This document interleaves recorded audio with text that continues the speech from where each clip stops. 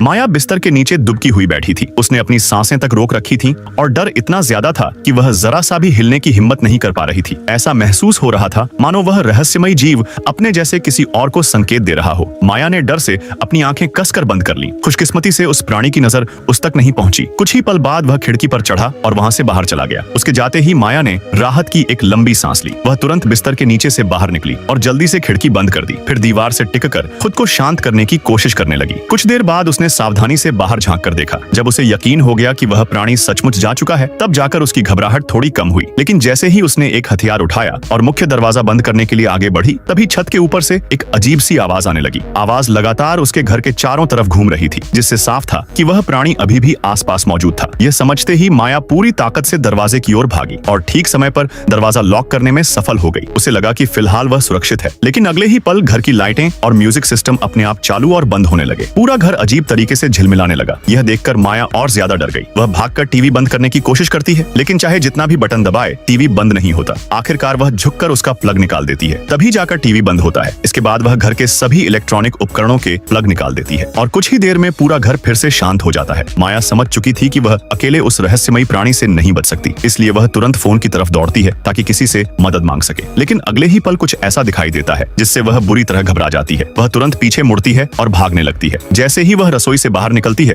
उसे दिखाई देता है कि वही प्राणी सीढ़ियों से नीचे उतर रहा है। अब उसके पास भागने का कोई रास्ता नहीं बचा था। माया पीछे हटते हुए दोबारा रसोई में पहुंच जाती है और एक कैबिनेट के पीछे छिप जाती है। डर के कारण उसका पूरा शरीर मानो सुन्न पड़ चुका था। कुछ देर बाद वह हिम्मत जुटाकर धीरे से बाहर झांकती है। तभी शीशे में उसे उस प्राणी की परछाई दिखाई देती है। वह देखती है कि जमीन पर गिरा हुआ फोन उस प्राणी ने वापस अपनी जगह पर रख दिया है। फिर अचानक वह उसकी दिशा में मुड़कर देखने लगता है। यह देखकर माया तुरंत अपना मुंह हाथ से ढक लेती है ताकि उससे कोई आवाज न निकले। लेकिन तभी अचानक फ्रिज का दरवाजा अपने आप खुल जाता है और जोर से आकर उससे टकरा जाता है। माया संभल भी नहीं पाती कि उसे कदमों की आवाज सुनाई देने लगती है। वह आवाज धीरे धीरे और करीब आती जाती है। जब आवाज बिल्कुल पास पहुंच जाती है, तो माया नीचे की तरफ देखती है और उसके होश उड़ जाते हैं। वह रहस्यमयी प्राणी अब ठीक उसके सामने खड़ा था। माया धीरे धीरे अपनी नजर ऊपर उठाती है और देखती है कि उसकी उंगलियां फ्रिज के दरवाजे को कसकर पकड़े हुए हैं।